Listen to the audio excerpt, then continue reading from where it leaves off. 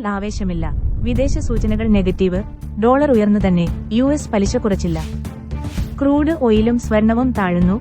ക്രിപ്റ്റോകൾ കയറി. അദാനി ഉൾപ്പെടെ പ്രമുഖ കമ്പനികളുടെ റിസൾട്ടുകൾ ഇന്ന്.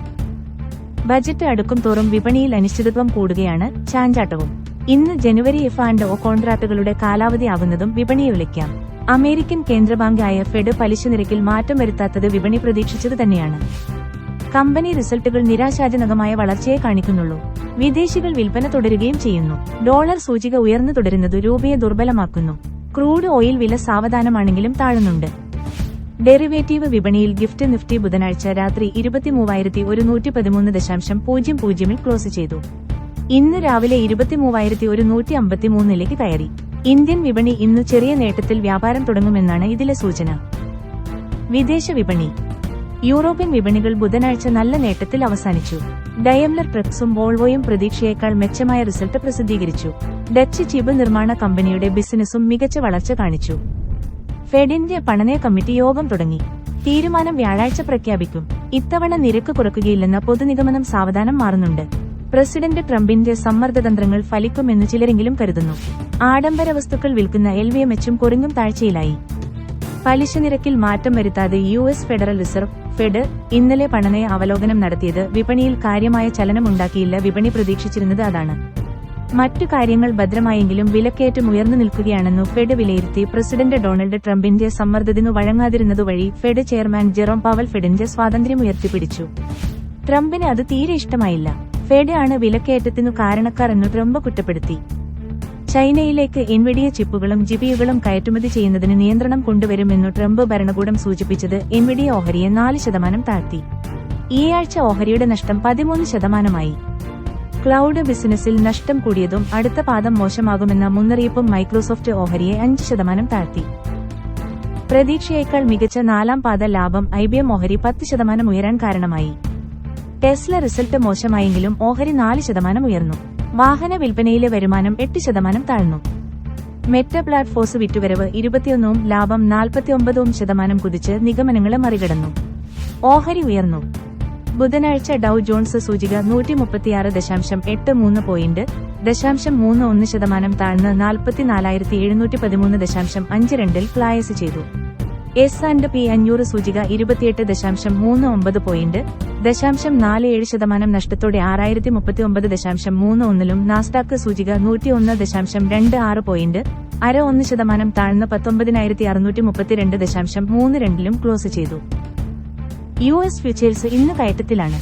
ഡൌ ജോൺസ് 0.25ഉം S&P 0.37ഉം നാസ്ഡാക്ക് 0.60% ഉയർന്നു നിൽക്കുന്നു. US 10 വർഷ കടപ്പത്രങ്ങളുടെ നിക്ഷേപ നേട്ടം 4.541% കയറി. പലിശ ഉടനെ കുറയില്ല എന്ന നിഗമനത്തിലാണ് ഫെഡ് തീരുമാനത്തിനുശേഷം വിപണി. ഏഷ്യൻ വിപണികൾ ഇന്നു ഭിന്ന ദിശകളിലായി. ജപ്പാനിൽ നിക്കൈ ആദ്യം ഉയർന്നിട്ട് താഴ്ചയിലായി.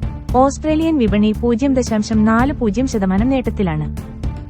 ആശ്വാസ റാലി തുടർന്ന് ഇന്ത്യൻ വിപണി. ഇന്ത്യൻ വിപണിയിലെ അനിശ്ചിതത്വങ്ങൾ മാറ്റമില്ലാതെ നിൽക്കുകയാണെങ്കിലും ഇന്നലെ വിപണി കയറ്റം തുടർന്നു. FMCG ഒഴികെ എല്ലാ മേഖലകളും ഉയർന്നു. Realty, IT, media, metal, pharma, വാഹന, ഹെൽത്ത് കെയർ, കൺസ്യൂമർ ഡ്യൂറബിൾസ് മേഖലകൾ മികച്ച മുന്നേറ്റം നടത്തി. ഇന്നലെ മുഖ്യ സൂചികകൾ 0.90% വരെ ഉയർന്നപ്പോൾ മിഡ് ക്യാപ് സൂചിക 2.3%, സ്മോൾ ക്യാപ് സൂചിക 3.3% കുതിച്ചു. ബുധനാഴ്ച നിഫ്റ്റി 205.85 പോയിന്റ് 0.90% ഉയർന്ന് 23,163.10 ക്ലോസ് ചെയ്തു. സെൻസെക്സ് 631.55 പോയിന്റ് 0.83% നേട്ടത്തോടെ 76,532.96 വ്യാപാരം അവസാനിപ്പിച്ചു. ബാങ്ക് നിഫ്റ്റി 299.10 പോയിന്റ് 0.61% കയറി 49,165.95 അവസാനിച്ചു.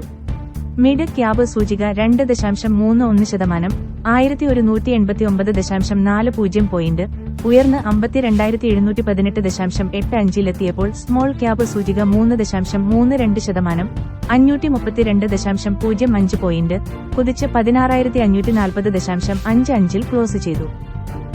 വിദേശ നിക്ഷേപകർ ബുധനാഴ്ച ക്യാഷ് വിപണിയിൽ 2,586.43 കോടി രൂപയുടെ അറ്റ വിൽപ്പന നടത്തി. സ്വദേശി ഫണ്ടുകളും ധനകാര്യ സ്ഥാപനങ്ങളും കൂടി 1792.71 കോടി രൂപയുടെ അറ്റവാങ്ങലും നടത്തി. വിദേശികൾ ഈ മാസം ഇതുവരെ 81,602.72 കോടിയുടെ ഓഹരികൾ വിറ്റിട്ടുണ്ട്. വിശാല വിപണിയിലെ കയറ്റ ഇറക്ക അനുപാതം ദിവസങ്ങൾക്കു ശേഷം കയറ്റത്തിന് അനുകൂലമായി തിരിഞ്ഞു. BSEയിൽ 2,692 ഓഹരികൾ ഉയർന്നപ്പോൾ 1,032 ഓഹരികൾ താഴ്ന്നു. NSEയിൽ 2,311 എണ്ണം ഉയർന്നു, താഴ്ന്നത് 528 എണ്ണം. വിപണി 2 ദിവസം നല്ല കയറ്റം നടത്തിയെങ്കിലും ദൗർബല്യം മാറിയിട്ടില്ല. നിഫ്റ്റിക്ക് ഇന്ന് 23,030-ലും 22,970-ലും ഹ്രസ്വകാല പിന്തുണ കിട്ടാം. 23,190-ഉം 23,240-ഉം തടസ്സങ്ങളാകാം.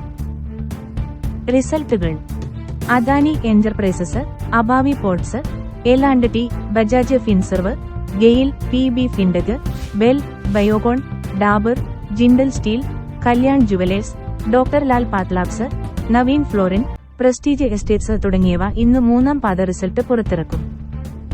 ടാറ്റ മോട്ടോഴ്സ് വരുമാനം 2.7% മാത്രം കൂടിയപ്പോൾ പ്രവർത്തനലാഭം 15%-ഉം അറ്റാദായം 22.4%-ഉം താഴ്ന്നു. ലാഭമാർജിൻ 13.9-ൽ നിന്ന് 11.5%-ആയി. ബജാജ് ഫിനാൻസ് പലിശ വരുമാനം 23% കൂടിയപ്പോൾ ലാഭം 18% മാത്രം വർദ്ധിച്ചു.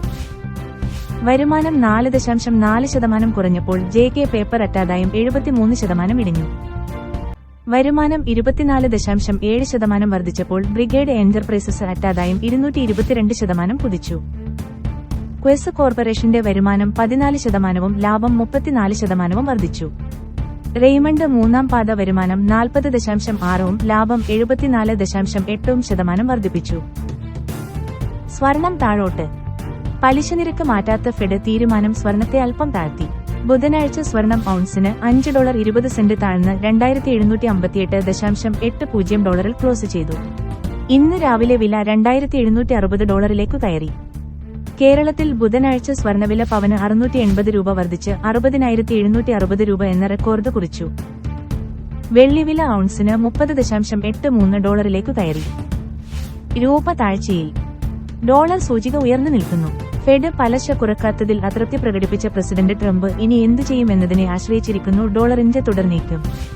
ഇന്നലെ ഡോളർ സൂചിക 108.00 കയറി ക്ലോസ് ചെയ്തു. ഇന്ന് രാവിലെ സൂചിക 107.89 വരെ താഴ്ന്നു. രൂപ ഇന്നലെയും ദുർബലമായി. ഡോളർ 2 പൈസ കയറി 86.54 രൂപയിൽ അവസാനിച്ചു. വിപണിയിലെ വലിയ ചാഞ്ചാട്ടത്തിനു റിസർവ് ബാങ്ക് കഴിഞ്ഞ ദിവസം പ്രഖ്യാപിച്ച നടപടികൾ ശമനം വരുത്തി. ക്രൂഡ് ഓയിൽ വീണ്ടും താഴ്ന്നു. ക്രൂഡ് ഓയിൽ വില ഇന്നലെ 1%-ലധികം താഴ്ന്നു. ബ്രാൻഡ് ഇനം ക്രൂഡ് ഓയിൽ $76.58 ക്ലാസ് ചെയ്തു. ഇന്ന് രാവിലെ $76